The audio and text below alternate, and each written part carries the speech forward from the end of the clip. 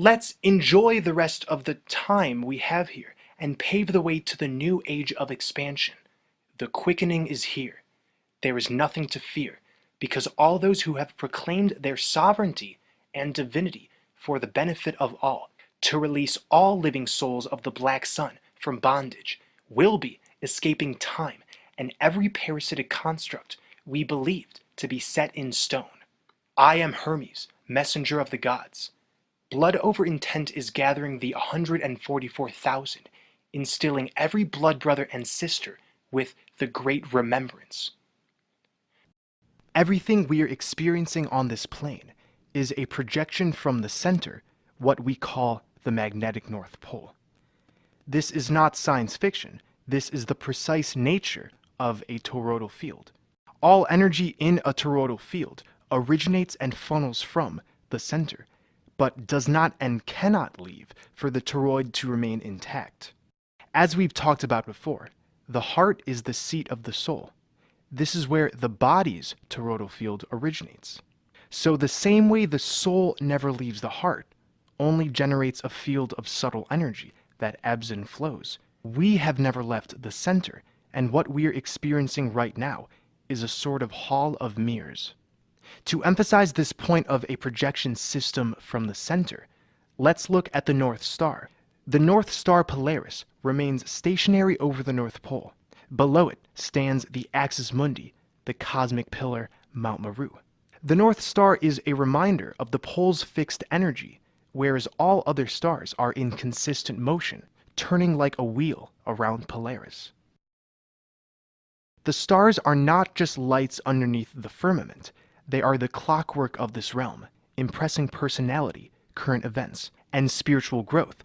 We call this astrology. But because everything is a projection from the center, this even includes the stars. And I quote, "The pole star is the axle of the universe, and the earth and all the heavenly bodies orbit around attached to it with invisible ropes of wind." Directly below the pole star, and at the very center of the earth, lies Mount Meru. It is around Mount Meru that the sun, the moon, and the stars revolve. The mythology states that the stars, the heavenly bodies, exist below the summit of Mount Meru. This vertical system, which extends outwards, is to the Buddhists sometimes called Cakravala. So what we are seeing as the surrounding landscape of Mount Meru, of the center axis, these outer lands, is simply a reflection, a projection from the immovable cosmic pillar.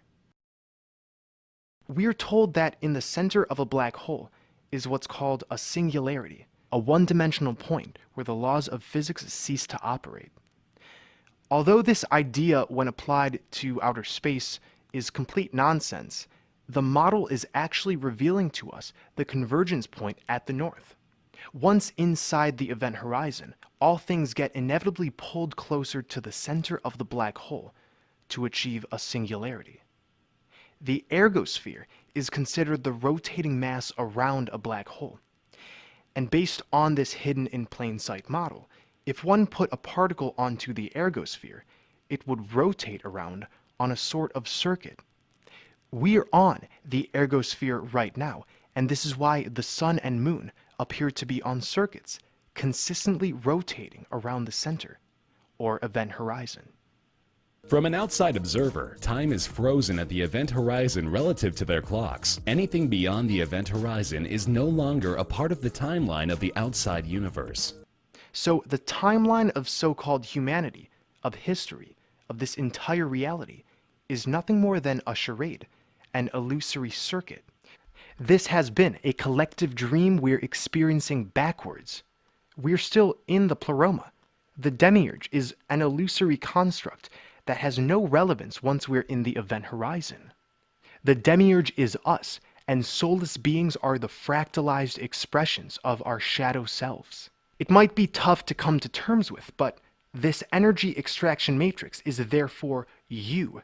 It's brilliant. We're in a show orchestrated by our higher selves. Every experience you've had was here to propel you in a certain direction. And the goal, ultimately, has been to reverse remember how to be unified, So we have projected what appears to be an energy extraction matrix. This system rubs in our face the parasitic, dualistic aspects of our consciousness, which we have been projecting. But it's not representative of who we are. It's a charade. These outer lands as we know it, and soulless beings, will all be rendered non-existent once we return to the center. We are the living souls who have found each other and will be returning to the singularity. We have gathered under blood over intent. To perform this sovereign, selfless declaration, write on a piece of paper, I intend to bring forth heaven on earth for the benefit of all. I intend to worship all and exclude none.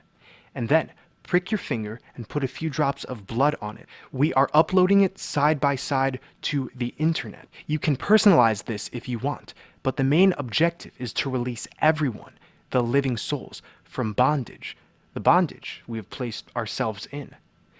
The cycle of birth and death is about to end, and we've been experiencing this in order to ascend up the cosmic world tree. The Norse myth of Odin losing his eye is an allegory representing exactly this. It's said that Odin sacrificed his eye in order to gain the wisdom of the ages. Odin's quest for wisdom was never-ending, and he was willing to pay the price. So, on one occasion, he ventured to the Well of Urd. These are the sacred waters of Asgard, amongst the roots of the world tree Yggdrasil. When Odin arrived at these waters, he asked the fountain keeper Mimir for a drink. The well's guardian, knowing the value of such a draught, refused unless the seeker offered an eye in return. Odin gouged out one of his eyes and dropped it into the well. Having made the necessary sacrifice, Mimir now offered the now one-eyed god a drink. This story reveals to us what is happening in reverse. We are remembering backwards who we are in order to ascend up into Hyperborea, into a higher state where we will no longer struggle in a dense material world. Having made the necessary sacrifice of splitting ourselves into dualistic conditions and paid our debt for such great knowledge, we will soon be able to drink from this sacred well. Many people used to believe, and some still do, that Inner Earth is a location you can get to if one were to dive into, say, the North Pole entrance. But this word, Inner Earth, has been explaining to us this whole time. It's not a place one must travel to, it's in the heart.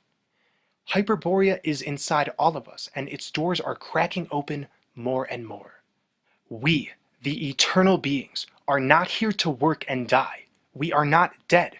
We have done our time in Hades, and our blood is imparting us with the wisdom of the ages, the eyes to see. We are being reassimilated into the loving arms of our mother goddess Sophia.